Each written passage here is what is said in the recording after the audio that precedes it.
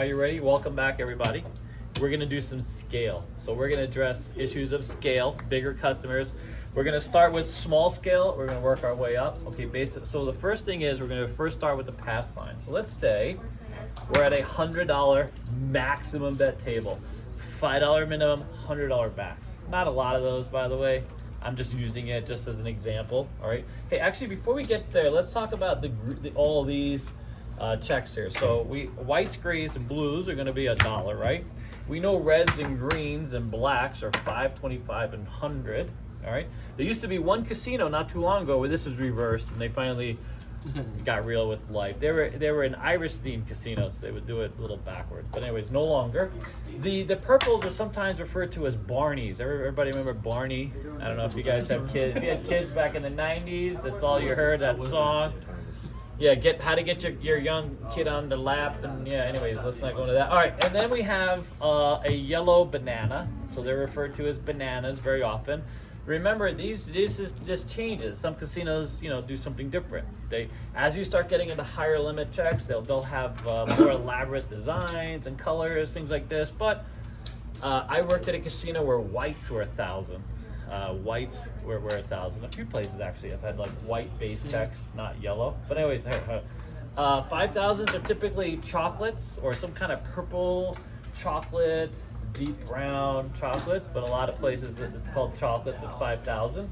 You don't see a lot of $10,000 checks, but you see the highest denomination I've ever actually dealt on a crap table, $25,000 check. They were oversized Baccarat checks. They were circular, but they came off of, and we used them to convert. We had a big game that was losing money. We had people with millions of dollars in the rail, and we were paying out $25,000 for 11. So instead of, you'll see this sometimes where, instead of paying someone $14 on a $12 six, right, you'll pay them $25 for 11 because you got to get some of the reds and whites back because we're running out of chips. You follow? And there's a point where if you start dropping a lot of money on a crap table and you have just gotten a fill and you're not managing the inflow and outflow of checks very well, you got to wait a second. The next fill is not coming. So you got to get those chips back. And your boxman will say, hey, let's get some money back, okay? Because it's going to get really weird in a minute, all right? So if you have a lot of people betting reds, you only have here, by the way, this is not a typical stack, okay? This is a typical bank. A typical bank will have many more stacks of red, all right? Because it's the most common denomination at most tables until you get to higher limit tables, right? And we have a more of a higher selection. We go up to higher denomination. Some tables won't even have 5,000s, 1,000s. Low-end tables will only maybe have a stack of purple for color, to give people color. You'll never see them literally roll out in the game, very rarely, okay? But anyways, okay, so chocolates, the highest denomination that a circular chip on the Las Vegas Strip is $100,000. Doesn't get any higher than that anywhere, not that I know of. And I pretty much, and that's an MGM Mansion. MGM Mansion has those. I've been told that the Cosmo 70th floor might have some circulars at 100,000, but once they get higher than that, they're plaques, and they have a lot of security features. Back in the day, they were plaques just because of all the security features. Now you can fit the security features in the circular chips.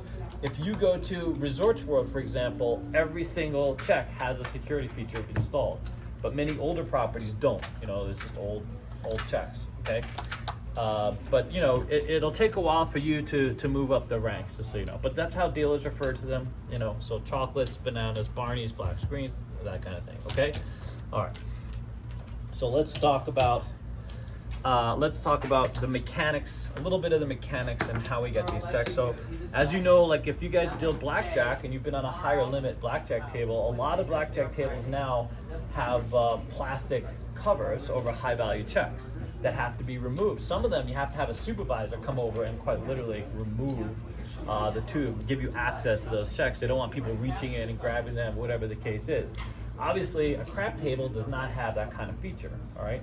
So if you have a box person on your game, that person's responsible for high value checks. By default, you're allowed to get your 1s, 5s, and 25s, and you can reach in and grab up to 25 pretty easily, okay? Casinos will have different rules as far as whether you grab from the inside or you grab from the outside. So I've worked at many casinos where you had to grab from the inside. You couldn't take from the outside, grab from the inside.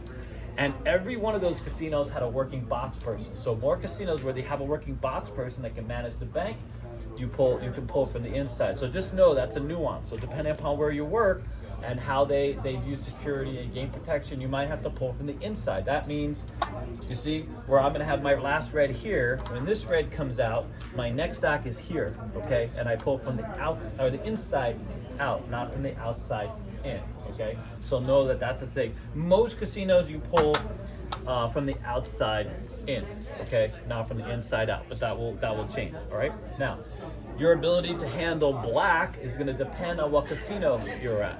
If you are a veteran dealer who knows, like you see how we know what a black player is. A black player is not this guy until we got to get back to some green. Okay, that's not a black player, even though they might be getting paid $100 or more. It's not like a blackjack table where someone gets even money for whatever the stack is there. Okay, a craps table has odds.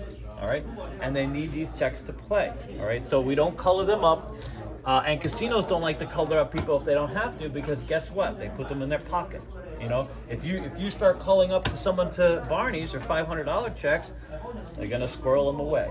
All right, it's just a common tendency, and they don't want to do that. They want to keep these checks in play. And some casinos have rules where they don't mind running people out in reds and greens all day long before they'll give them black checks. All right. Okay. So the next is, so blacks, you have to get permission. So if it's a black action, you have to get an alert. We were at a casino the other day, and we had a bet like this on the 6th, and that poor girl had to set it up just like this. Okay, the boxman did not want to let black checks play on that table. So here is a little upgrade to that. If a boxman, if you have a boxman, really a floor supervisor, most casinos in town, they have the electronics, but those tablets are really better situated on blackjack tables for managing the flow of checks. They haven't really figured out how to work all the AI on a crap table yet, all right?